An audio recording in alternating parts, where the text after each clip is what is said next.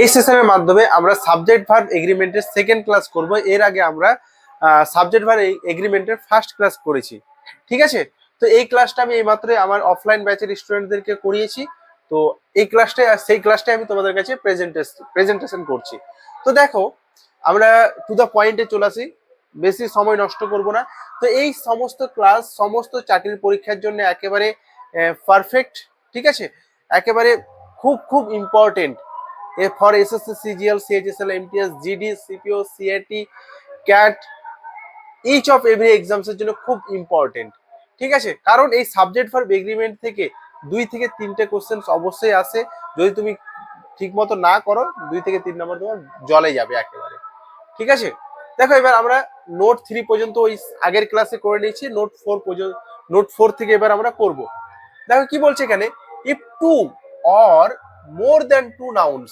কি বলছে এখানে নোট 4-এ, বলছি ইফ টু, যদি দুটো, অর অথবা মোর দ্যান টু নাউন্স, দুটো অথবা দুটোর বেশি নাউন্স, অর অ্যাডজেক্টিভস, অথবা কি বলছে অ্যাডজেক্টিভস, আর জয়েন্ট বাই অ্যান্ড, যদি কি হয় জয়েন্ট হয় অ্যান্ড দ্বারা, বাট অনলি ওয়ান পার্সন, কি বলছে but only one person or idea or think, কোন জিনিস is discussed, singular verb is used.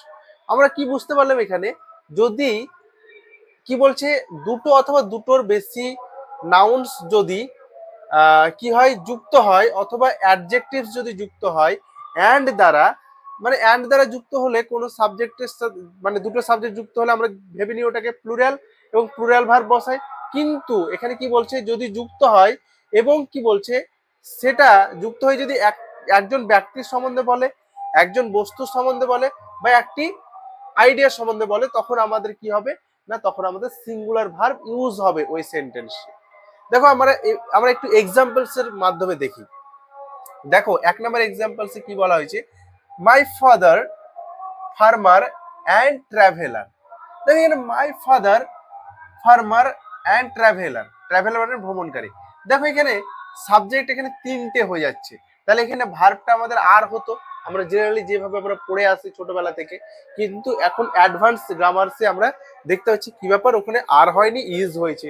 তাহলে তো স্যার ভুল হয়ে গেছে, না ভুল হয়নি, কারণ এখানে একজন ব্যক্তির সম্বন্ধে এটা বলা হয়েছে সেন্টেন্সে।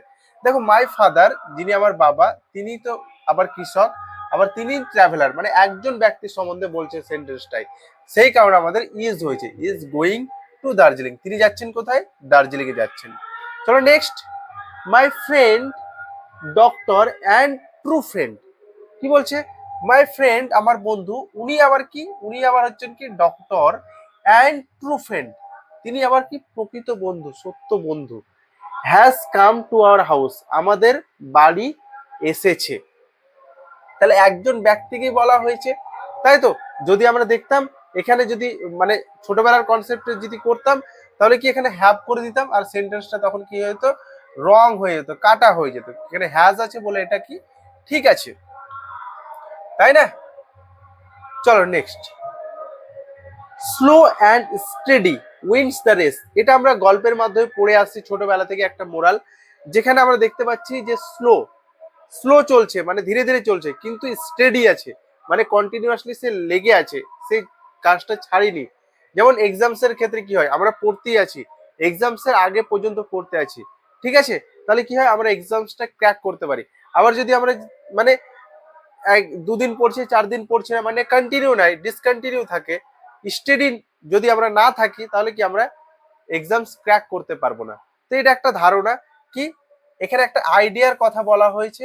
3 নম্বরে slow and steady wins the race, এই কারণে আমাদের এখানে সিঙ্গুলার ভার্ব ইউজ হয়েছে, একটা আইডিয়ার কথা বলা হয়েছে, ঠিক আছে। এখানে দুটো সাবজেক্ট আছে, বাট কিন্তু একটা ধারণার কথা বলা হয়েছে, যেটা রেস টা জিততে পারে। নোট 5-এ কি বলছে, ইফ টু আনকাউন্টেবল নাউন্স, যদি দুটো uncountable nouns are joint, joint হয় কি দিয়ে, অ্যান্ড দিয়ে, এবং অ্যান্ড ইফ, এবং যদি টু ডিফারেন্ট সাবজেক্টস আর ডিসকাসড, এবং যদি আমরা দেখি দুটো আলাদা আলাদা সাবজেক্ট কি হয়েছে, ডিসকাসড হয়েছে, সেটা কি যুক্ত হয়েছে, দুটো আনকাউন্টেবল নাউন্স দিয়ে যুক্ত হয়েছে, plus and if two different subjects are discuss, দুটো আলাদা আলাদা সাবজেক্ট ডিসকাস করা হয়েছে, তাহলে আমরা দেখবো কি সেখানে প্লুরাল ভার্ব ইউজড হবে। সেখানে কি ইউজ হবে? প্লুরাল ভার্ব ইউজড হবে। আমরা জেনারেলি দেখি যে যদি আনকাউন্টেবল নাউন হয় তাহলে আমরা কি করে দিই? সিঙ্গুলার ভার্ব বসিয়ে দিই।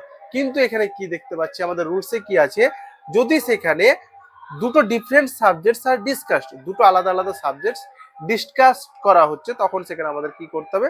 প্লুরাল ভার্ব বসাতে হবে। যেমন ওয়াটার একটা আনকাউন্টেবল নাউন, অ্যান্ড মিল্ক এটাও একটা আনকাউন্টেবল নাউন, যেটা মেক মিল্ক টি। জল এবং দুধ কি করে? মিল্ক টি তৈরি করে, মানে দুধ চা। চলো নেক্সট, 2 নম্বরে কি বলছে? পোভার্টি, পোভার্টি মানে দারিদ্রতা, অ্যান্ড মাইজারি মানে দুর্দশা। ঠিক আছে, দারিদ্রতা এবং দুর্দশা কাম টুগেদার, এটা একটা প্লুরাল ভার্ব। এটা একটা কি? PLURAL, plural verb, plural verb use হয়ে যাচ্ছে। পোভার্টি মানে টু ডিফারেন্ট সাবজেক্টস আর ডিসকাসড, এখানে এই সাবজেক্ট একটা, একটা আলাদা সাবজেক্ট, এটা একটা আলাদা সাবজেক্ট, এটা একটা আলাদা সাবজেক্ট, এটা একটা আলাদা সাবজেক্ট। আর আমরা দেখেছিলাম কি, যে এখানে যে সাবজেক্টটা ছিল সেখানে একই সাবজেক্টের কথা বারবার বলা হচ্ছে, মানে একজন ব্যক্তিকে বা একটা আইডিয়াকে বা একটা বস্তুকে ইন্ডিকেট করছিল, সেই জন্য সিঙ্গুলার ভার্ব ইউজ হয়েছিল। কিন্তু এখানে আমরা দেখতে পাচ্ছি কি দুটো দুটো সাবজেক্টস আর ডিসকাস, দুটো সাবজেক্টকে আলোচনা করা হচ্ছে, সেই কারণে আমাদের কি হচ্ছে? প্লুরাল ভার্ব ইউজ হচ্ছে। তাহলে poverty and misery come together. তো এইভাবে আমাদেরকে এটা মাথায় রাখতে হবে। তো এই ছিল আজকের ক্লাস, যে ক্লাসটা আমি আমার অফলাইনের ব্যাচের ছাত্রদের করিয়েছি, তারাও খুব সুন্দরভাবে বুঝতে পেরেছে। আশা করি তোমরাও বুঝতে পারবে। ঠিক আছে, তো দেখা হচ্ছে আবার নেক্সট ক্লাসে। তো নেক্সট ক্লাস আমাদের ক্লাস 3 বলে আসবে, সাবজেক্ট ভার্ব এগ্রিমেন্ট চ্যাপ্টার উপরেই। আমরা সেখানে কিছু রুলস নিয়ে আলোচনা করব এবং এক্সাম্পলস নিব। আর একটা হচ্ছে কি, আমাদের এই ক্লাসগুলো যখন পুরোপুরি কমপ্লিট হয়ে যাবে তখন একটা ব্রড ক্লাস করে দেবো, যেখানে ক্লাসটা হয়তো 2 ঘন্টার বা 3 ঘন্টার হতে পারে। ঠিক আছে, সেই ক্লাসটা তোমরা প্রথম থেকে শেষ পর্যন্ত দেখে নিবে আর খাতায় নোট ডাউন করে নেবে, তাহলে তোমাদের ইজি টু রিভিশন। ঠিক আছে, সো থ্যাংক ইউ।